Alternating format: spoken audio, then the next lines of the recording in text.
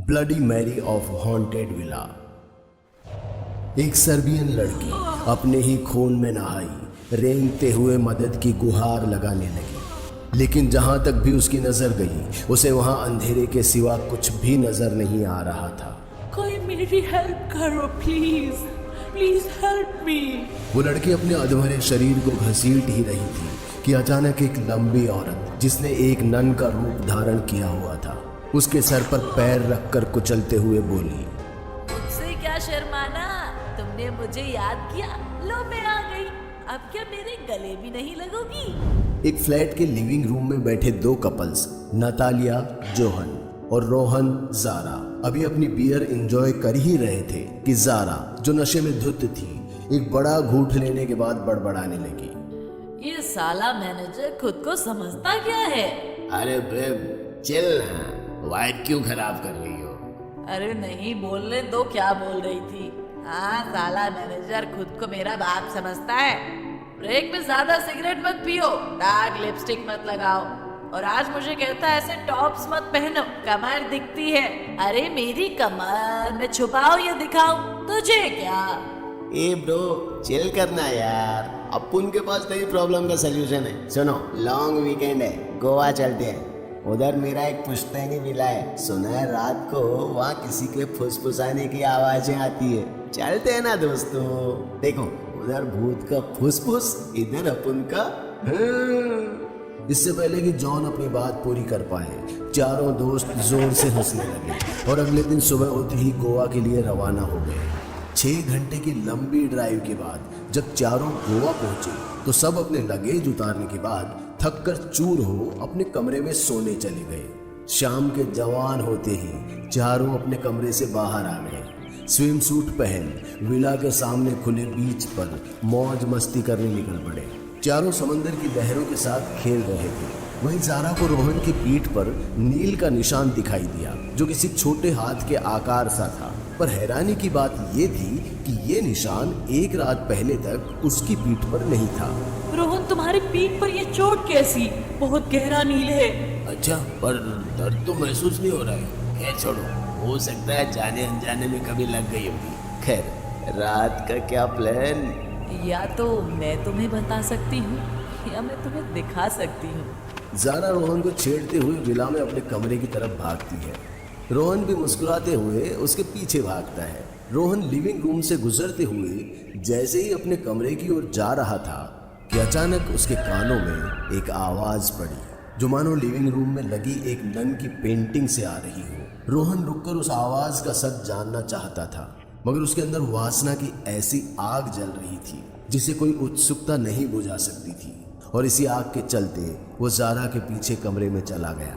रोहन के जाते ही उस नन के पोर्ट्रेट की मुस्कान अपने आप बढ़ने लगी, मानो उसे एक बड़ा शिकार मिल गया हो। इधर नतालिया और जॉन भी समंदर से विला में अंदर ही आ रहे थे। हे बेब, तुम एक कमाल की चीज देखना चाहोगी?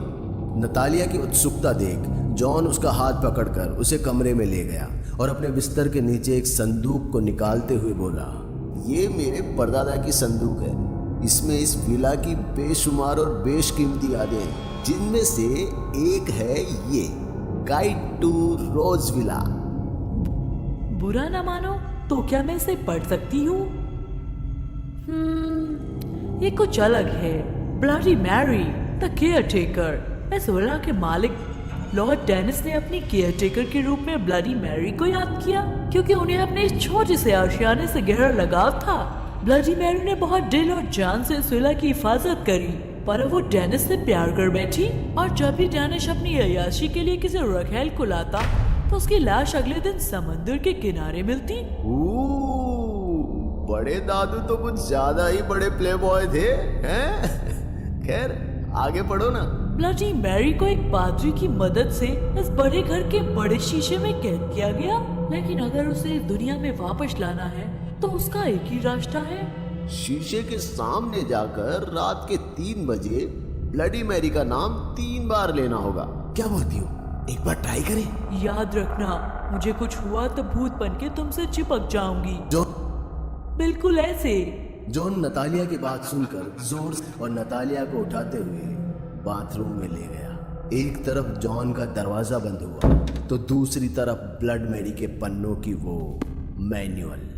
कुछ घंटों के बाद जब चारों थक हार कर सो चुके थे, अचानक नतालिया की आंखें खुली और वो पानी भरने के लिए किचन की ओर चल दी। उसकी नजर लिविंग रूम में लगी एक घड़ी पर पड़ी जिसमें 3 बज रहे थे। जिसे देख वो मुस्कुराई और हंसते हुए शीशे के सामने जाकर कहने लगी, हाँ तो ब्लडी मैरी, तुम्हारा सच पता लगाया जाए। क्या तुम सचमुच हो या बस एक छलावा? Bloody Mary, bloody Mary, bloody Mary. Natalia के 3 बार ब्लडी मैरी बोलते ही मानो हवा थम सी गई। कीड़ों की चींची भी एकदम शांत हो गई और चारों ओर डर का सन्नाटा सा पसर गया। नतालिया का गला अब सूखने लगा था। इससे पहले कि वो कुछ समझ पाती, शीशे के अंदर से एक काली रोशनी निकली जिसने उस बेचारी लड़की को अपने अंदर खींच लिया। शीशे की काली दुनिया के अंदर खींचे जाने की वजह से नतालिया के हाथ पैर छिल चुके थे और वो लहूलुहान हो चुकी थी। उसने चारों तरफ देखा पर अंधेरे के सिवा कुछ नहीं देख पाई। चोटिल होने के कारण वो ठीक से अपने दोनों पैरों पर चल भी नहीं पा रही थी। इसलिए नतालिया रेंगते हुए मदद की गुहार लगाने लगी। कोई मेरी हेल्प करो मेरी, कोई प्लीज हेल्प मी। नतालिया अपने अधमरे शरीर को घसीट ही रही थी कि अचानक एक लंबी औरत जिसने एक नन का रूप धारण किया हुआ था उसके सर पर पैर रखकर कुचलते हुए बोली, मुझसे क्या शर्माना, तुमने मुझे याद किया, लो मैं आ गई। अब क्या मेरे गले भी नहीं लगोगी? मैंने तो बस मजाक में सोचा कि शायद ये एक फर्जी कहानी होगी, पर तुम तो मुझे नहीं मारोगी। मैं तो इस मकान के मालिक की गर्लफ्रेंड हूँ, कोई घुसपैठिया नहीं। इससे पहले कि नतालिया अपने आखिरी शब्द भी बोल पाती, ब्लडी मैरी ने अपने नाखूनों से उसके शरीर के 2 टुकड़े कर दिए और शीशे से बाहर आ गए। रोहन और जारा जो किसी सांप के जोड़े की तरह एक दूसरे से चिपक कर सोए हुए थे, खिड़की के झटके से खुलने की वजह से उठ गए।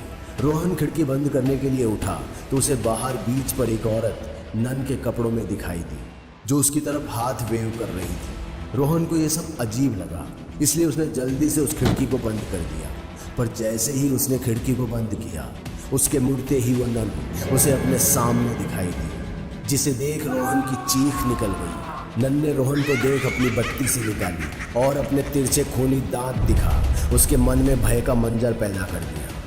जारा जो ये सब बिस्तर से देख रही थी, उसे कुछ समझ नहीं आ रहा था कि आखिर रोहन को हुआ क्या है। रोहन जो भी डर से बेतहाशा चीख रहा था, अचानक जारा को अपनी ओर आता देख चिल्लाने लगा, मुझे छोड़ो, मैंने कुछ नहीं किया। रोहन ये मैं हूँ जारा, तुम्हारी जारा। मुझसे क्यों डर रहे हो रोहन? मगर रोहन की नजरों में वो उसकी जारा नहीं बल्कि पेंटिंग की वो नन थी जो उसे खाना चाहती थी। रोहन ने अपनी जान बचाने के लिए अपने से कुछ दूर रखे वास को तोड़ा और उसके एक नुकीले टुकड़े को उसकी गर्दन में घुसा दिया। कुछ पलों के लिए उसे लगा मानो उसने नन को मार दिया, लेकिन जब उसने अपने होश संभाले तो उसे महसूस हुआ कि उसने अपनी ही गर्लफ्रेंड जारा को मौत के घाट उतार दिया। रोहन रोते बिलखते उसकी लाश को गले लगाते हुए उससे माफी मांगते हुए कह रहा था, जारा आंखें खोलो जारा, तुम मुझे छोड़कर नहीं जा सकती जारा। रोहन अभी पश्चाताप की आग में जल ही रहा था कि अचानक उसके कानों में फिर से वही आवाज पड़ी जो उसे घर में आते वक्त पहले भी सुनाई दी थी। रोहन उस आवाज को सुन ऐसा आग बबूला हुआ कि वो गुस्से में बाहर जाकर उस नन की तस्वीर के आगे खड़ा होकर जोर से चिल्लाते हुए बोला, हिम्मत है तो मेरे सामने आ, तूने मेरी जारा की जान ली है, मैं तुझे जिंदा नहीं छोड़ूंगा। रोहन के इतना कहते ही वो तस्वीर मुस्कुराने लगी। उस तस्वीर की फ्रेम की दोनों ओर से खून से सनी उंगलियां निकलने लगी और देखते ही देखते निचले फ्रेम से पैर निकले जो रफ्तार से उसकी ओर भागते हुए उसके शरीर को ही कुचल गए। रोहन का मृत शरीर बेजान हो फर्श पर पड़ा था और उसके खून से विला की सफ़ेद टाइल्स अब लाल हो चुकी थी। जॉन जो काफी देर से घोड़े बेचकर गहरी नींद में सोया हुआ था, रोहन की चीख से उसकी नींद टूटी। उठते ही उसे एहसास हुआ कि नतालिया भी कमरे में नहीं थी। उस चीख और नतालिया का पता लगाने के लिए जैसे ही वो कमरे से बाहर निकला, उसके होश ठंडे पड़ गए, क्योंकि एक तरफ रोहन का कुचला हुआ शरीर फर्श पर बेजान पड़ा था, तो दूसरी तरफ उसकी नतालिया का आधा मृत शरीर शीशे में घुसा पड़ा था। जॉन की समझ से ये परे था कि यहाँ ये सब क्या और कैसे हुआ, मगर वो इतना ज़रूर जानता था कि अगर वो यहाँ से नहीं निकला तो उसकी जान भी खतरे में होगी। बिना कोई वक्त गंवाए जॉन घर के मेन डोर की तरफ भागा, लेकिन एकदम से कोई उसके सामने आ गया, और ये कोई और नहीं बल्कि इस विला की केयर टेकर ब्लडी मैरी थी, जिसने जॉन का गिरेबान पकड़कर धीरे से उसके कानों में कहा, डेनिस न सही, उसका वारिस ही सही, अब हम दोनों हमेशा साथ रहेंगे। And you can call me baby. Oh bloody Mary. Bloody Mary ने जॉन को जोर से चूमा और खींचते हुए अंदर ले गई।